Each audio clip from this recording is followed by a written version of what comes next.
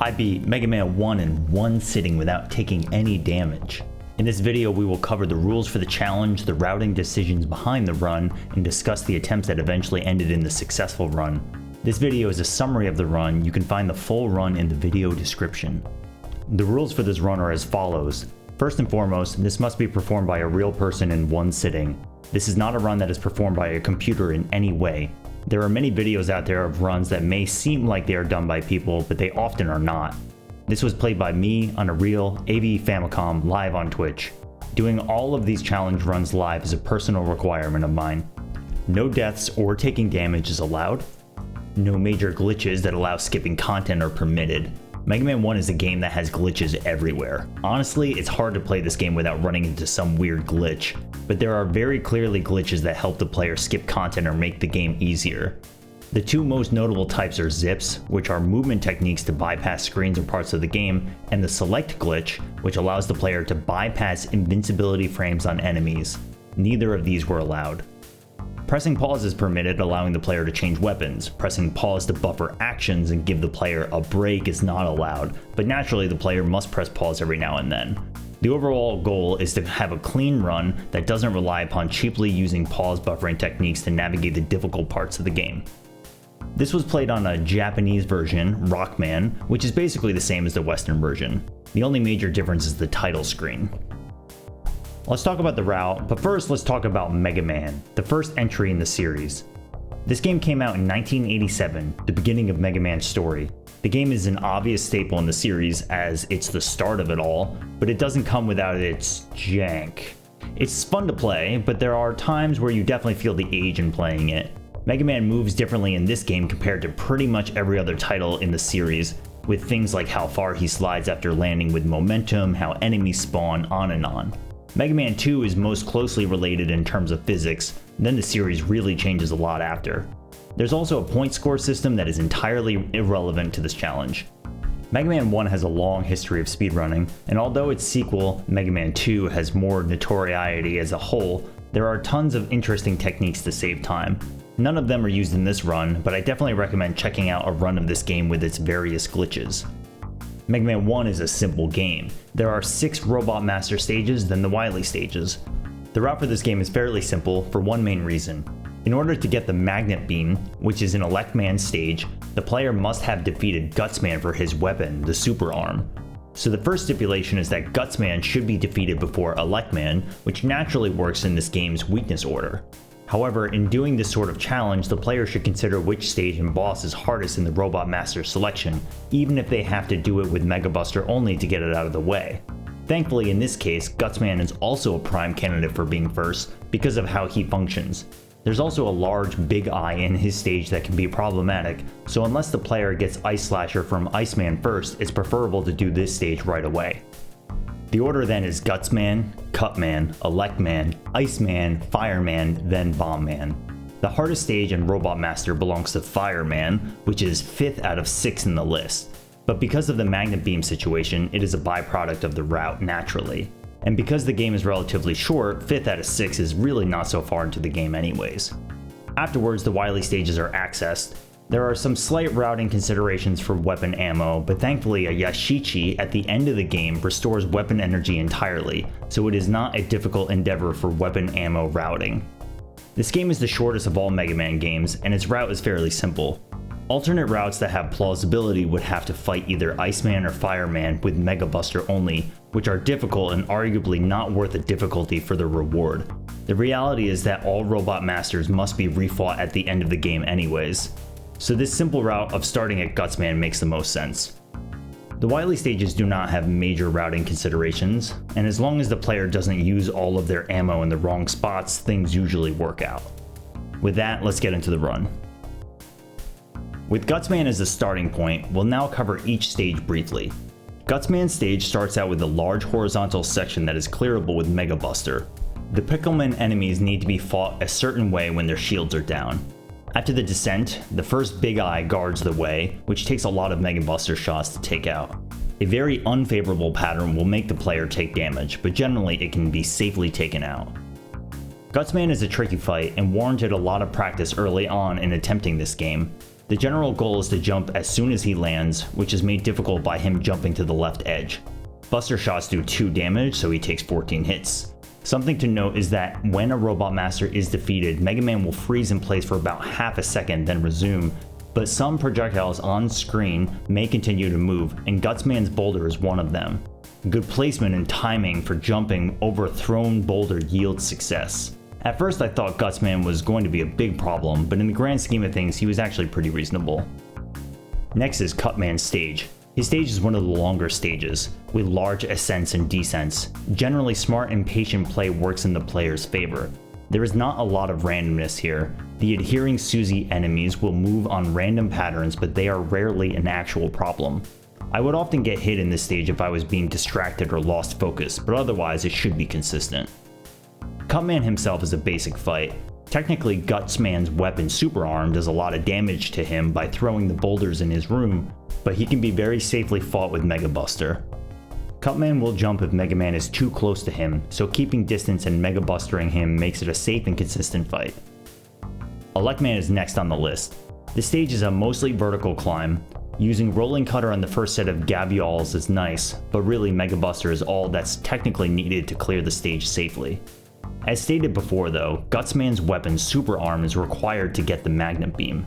Glitched speedruns of this game can bypass this barrier with zips, but not with this rule set in this challenge. Magnet Beam immediately gets some usage in this stage, notably to get past the final Big Eye. The rest of the climb is mostly about patience.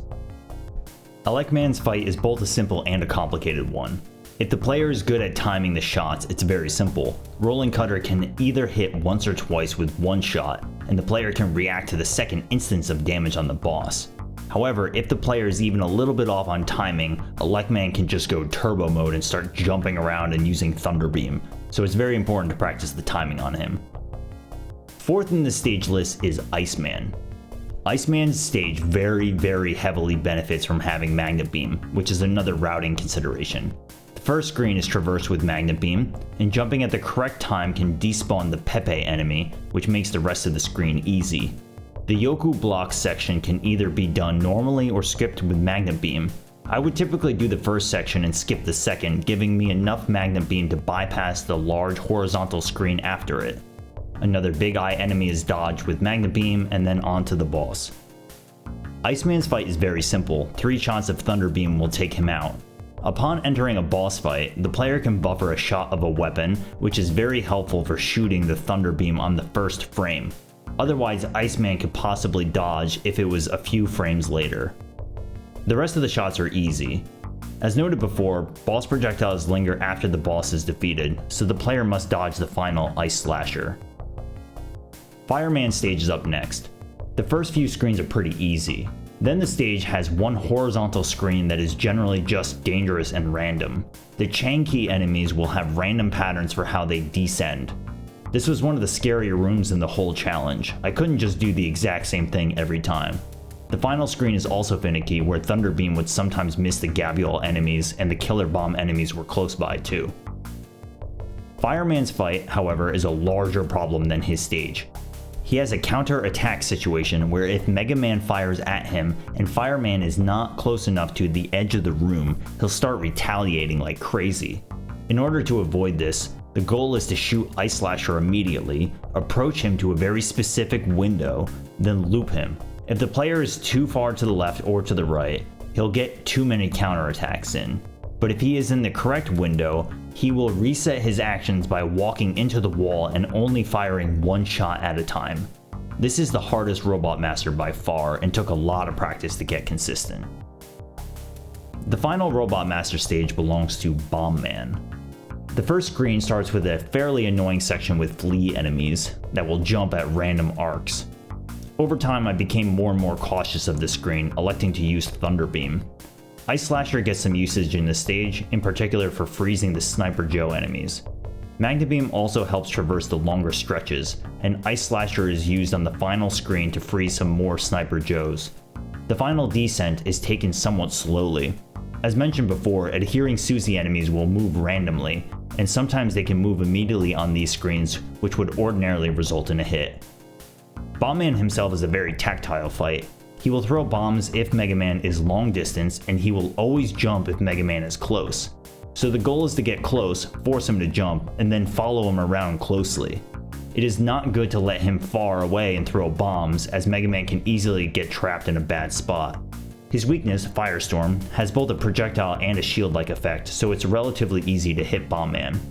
Without slide in this game, however, moving around Bomb Man definitely takes practice to avoid getting hit. But I was a little surprised how often he would hit me with a rogue pattern and the total time doing this challenge. Onto the Wily stages. Wily 1 starts off with a large horizontal section with 3 Big Eye enemies, but with Ice Slasher they are easy to navigate around.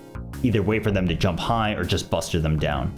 This screen with the 3 fleas was surprisingly a big pain. Some of their patterns can result in one of them sneaking a hit while Thunder Beam was on cooldown. The descent is pretty steady, but the section with the foot holders is actually very scary, since they can deal contact damage and they move randomly. On an attempt earlier this day, they carried me right into the spikes. After a short climb, it's time for the boss. Yellow Devil, a simple fight, but not an easy one. The classic Devil pattern was born here. His body parts will always move in the same pattern, so it's just memorization and reaction. The 4th jump per cycle needs to clear 2 parts at once. Otherwise, make sure to walk away from Yellow Devil before firing a Thunder Beam, and it usually works out. Over time I got better at this, but no matter what, this kind of fight is a skill test under pressure. Off to Wily 2. This is a pretty straightforward stage, but one that tests your patience a bit. It's important not to let your nerves get to you on a good run here. The first screen is simply cleared with Buster against the Bunby Hellies, then the Cutman refight is fought similar to before. The next screen has some strategy changes over time, but the safest thing to do is to take them out with Thunder Beam. Elecman is next, and basically the same rolling cutter strategy is used, but the whole setup is slightly different. It's just important to be tight on timing and space properly, or he will jump a lot. The final descent is mostly just slow with good positioning. It's important on the last screen not to hold left, or else Mega Man will make contact with the Suzy right away. Copy Robot is the boss of Wily 2. This is kind of a strange fight. Thankfully, you can buffer both a Firestorm and a jump immediately, then the same kind of movement of firing and retreating, then approaching, usually works. Usually. Sometimes Copy Robot kind of goes haywire and starts approaching you a lot. One run he just sort of cleaved through my Firestorm and hit me, but usually it ended well. Onto Wily 3, a simple stage. Navigate carefully, use Thunder Beam to take out the screwdrivers and adhering Suzys, then jump over the Pepes and Killer Bombs in the sewer section. This is another test of patience kind of stage, especially late into the run. The boss, CWU-01P, is somewhat interesting for this challenge. Because there are only 4 blocks to use Super Arm with, the other 3 copies of the boss must be taken out with another weapon, which Mega Buster can do the job. It absolutely makes most sense to fight this boss by defeating the first 3 slower forms with Mega Buster, then using Super Arm for the final 4. Speedruns use what are called dupes, a frame-perfect trick that lets the player regenerate a block that otherwise should not be present, but because this was not allowed for the rule set, I had to be careful not to accidentally do it. Thankfully, it never happened. And finally, it's time for Wily 4, the final stage.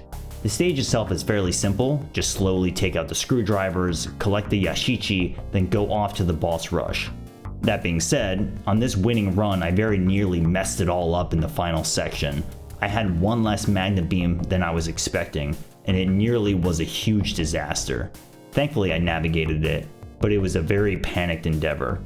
The Yashichi is a rare Mega Man series item that fully restores all health and weapon energy, which is great here. There are 4 consecutive refights. For Bomb Man, he will either jump long across the room or jump short and throw a bomb. The strategy is to commit to walking right to cover him jumping long, but if he jumps short, turn around so that his bomb will get aimed towards the left corner of the room, then walk right. Then from there fight him as normal, keeping him close so he jumps. In this run I very nearly messed it all up, but I managed to keep a good distance from the bombs. Fireman is perhaps the final true obstacle. With nerves on edge, the player has to get to the perfect spot, do well-timed dodges, and land shots. The setup is the same as the first fight, and with some rhythm he goes down. For whatever reason, in order to open the menu after Fireman, all screen effects must be cleared, so I wait then switch to Thunder Beam. On Iceman, similar to before, buffering a Thunder Beam shot into the fight guarantees the first hit, then the rest is easy. Because Mega Man is still on the teleporter, there's no need to dodge the incoming Ice Slasher attack. And finally, Gutsman. Gutsman absolutely can end the run by jumping too close and throwing boulders. It's just a luck-based thing. But he usually doesn't do that, and in this fight, it is close near the end, but I managed to sneak in 2 final buster shots back to back and take him out. Wily Machine, the final boss. This boss has 2 phases. It's not too tricky to avoid taking a hit during phase 1, but it does take some good positional awareness and carefully placing shots of Firestorm. The trickiest part is the transition between phase 1 and 2. If the player fires a shot during an awkward time to clear phase 1, the active projectile may still snipe Mega Man during the transition to phase 2, even if that shot would not ordinarily connect. It's a weird thing to look out for. Phase 2 is also pretty straightforward, but it's important to have good rhythm to baiting his strange projectile attack. The timing is slightly different when he's moving right versus left. Rolling Cutter usually does between 2 to 3 damage, and after enough of them, Wily goes down. Mega Man 1 was the 6th game in the classic Mega Man series I beat without taking damage, after Mega Man 2, 6, 7, 8, and 9. Mega Man for the NES is a staple in the series and the beginning of it all, but it does not come without its challenges for getting used to how to play this game well. The physics and the lack of slide make it a very unique game to try to move around in and not take damage. Going into this game I was dreading it a little bit, but the more I played it, the more realistic the challenge was and the more fun it became. I had a lot of fun doing this one. This marks the halfway part in the series for me in this challenge, and I'm excited about the rest. Thank you for watching. If you like this video and style of content, please consider subscribing to the channel and let me know your feedback in the comments. See you for the next one.